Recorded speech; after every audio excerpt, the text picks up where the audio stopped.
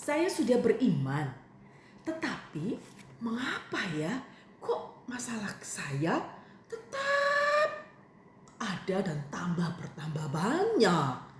Aduh, pusing 7 keliling. Yang ini belum selesai, ini belum selesai, ada lagi.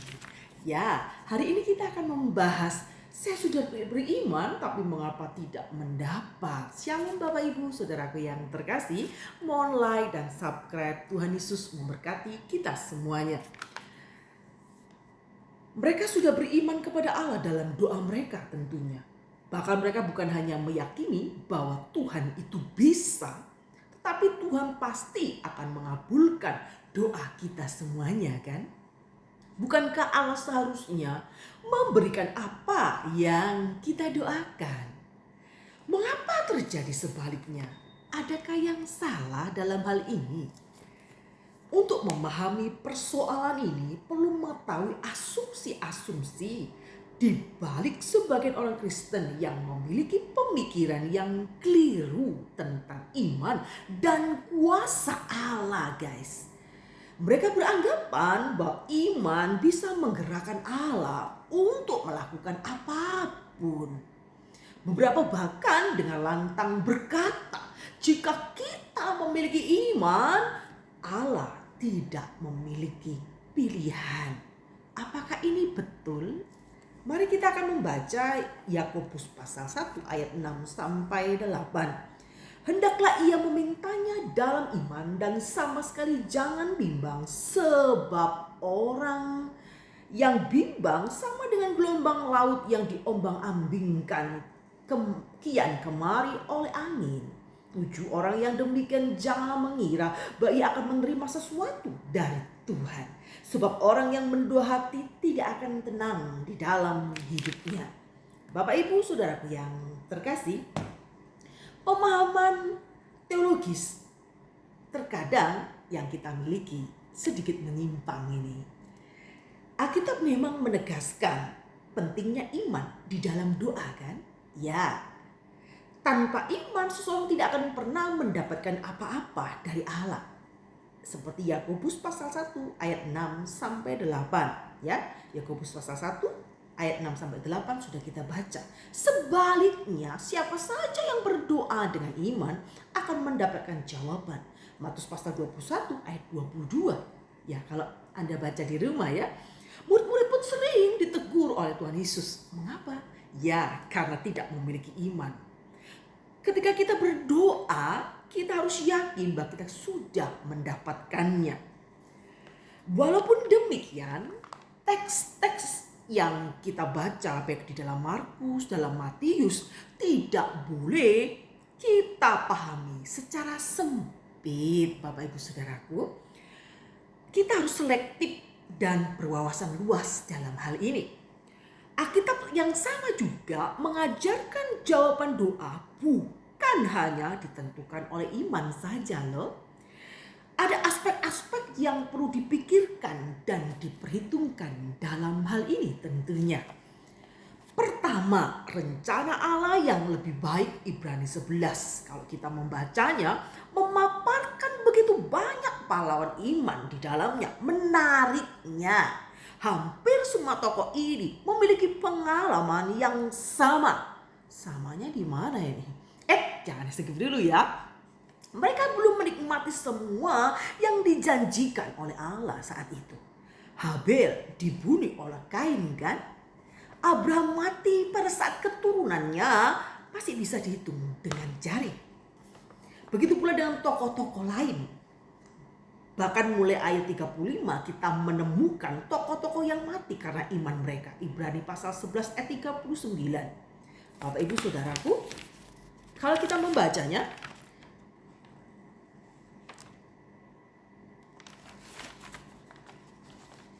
Ibrani 11 ayat 39, dan mereka semua tidak memperoleh apa yang dijanjikan sekalipun iman mereka telah memberikan kepada mereka suatu kesaksian yang baik.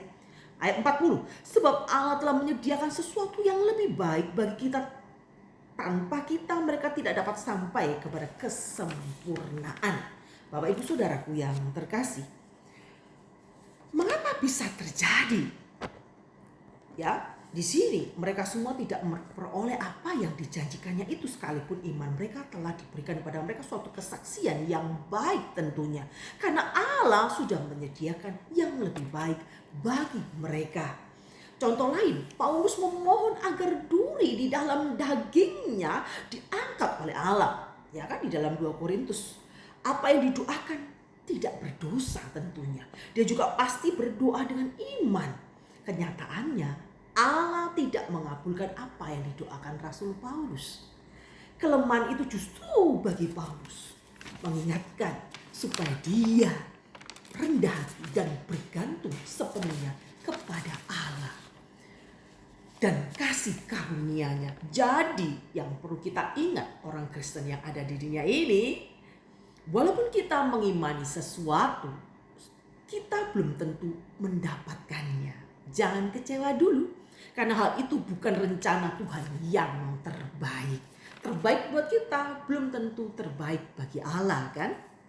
Kedua, permintaan kita yang tidak baik. Alkitab mengajarkan bahwa tidak semua orang memiliki permohonan doa yang benar dalam hal ini. Yakobus mencatat tentang sebagian orang berdoa hanya untuk memuaskan hawa nafsu mereka saja. Rasul Yohanes dan Yakobus pernah meminta sesuatu yang mereka sendiri tidak mengerti, ya. Coba kita lihat Matius pasal 20 ayat 21 sampai 23. Kata Yesus, "Apa yang kau kehendaki?" Jawabnya, "Berilah supaya kedua anakku boleh duduk di kelak dalam kerajaanmu, yang seorang sebelah kananmu dan yang seorang lagi di sebelah kirimu." Ayat 22, tetapi Yesus menjawab, katanya, "Kamu tidak tahu apa yang kamu minta. Dapatkah kamu meminum cawan yang harus ku minum?" Kata mereka kepadanya, "Kami dapat." Mereka tidak tahu cawan yang diminum itu, apakah mereka sanggup. Begitu ya Bapak Ibu Saudaraku. Ingatlah, permintaan yang tidak baik seringkali kita lantunkan di hadapan Tuhan. Ingin memuaskan ego kita, ingin dihormati orang. Kita berdoa supaya orang lain yang menghina kita itu mendapat malu. Begitu. Bapak Ibu Saudaraku, jika yang kita minta tidak baik untuk kita, bagaimana Allah akan mengabulkannya?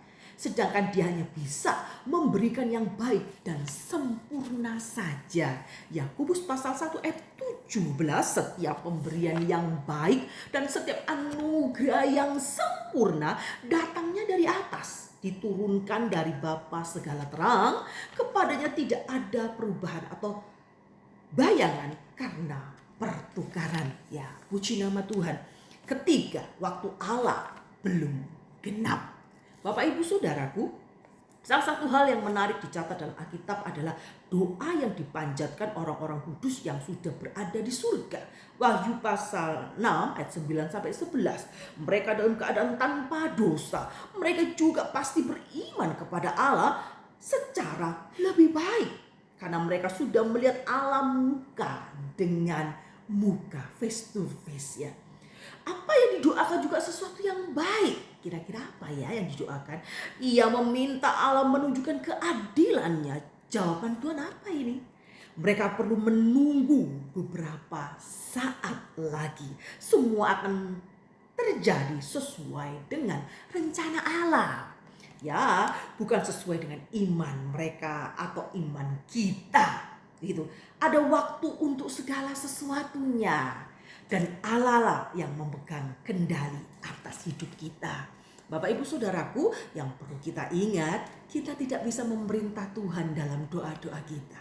Tuhan punya kedaulatan dalam mempertimbangkan apa yang baik untuk anak-anaknya. Jadi saat kita berdoa kepada Tuhan, kita menyerahkan seluruh undang-undang kita kepada Tuhan. Kita serahkan biarlah kehendak Tuhan lah yang jadi. Mungkin hari ini persoalanmu sudah kamu doakan bertahun-tahun, belum ada jalan keluar. Tetapi kalau hari ini engkau kuat, itu karena penyertaan Tuhan. Jadi berjalan saja. Tuhan memberkati dengan hikmat. Tuhan memberkati kesehatan, semangat untuk menjalani hidup. Ya, jangan putus asa. Iman dan kuasa itu harus berjalan sesuai dengan kehendak Tuhan. Stop memaksa Tuhan, guys. God bless you. Selamat melayani. Tuhan memberkati.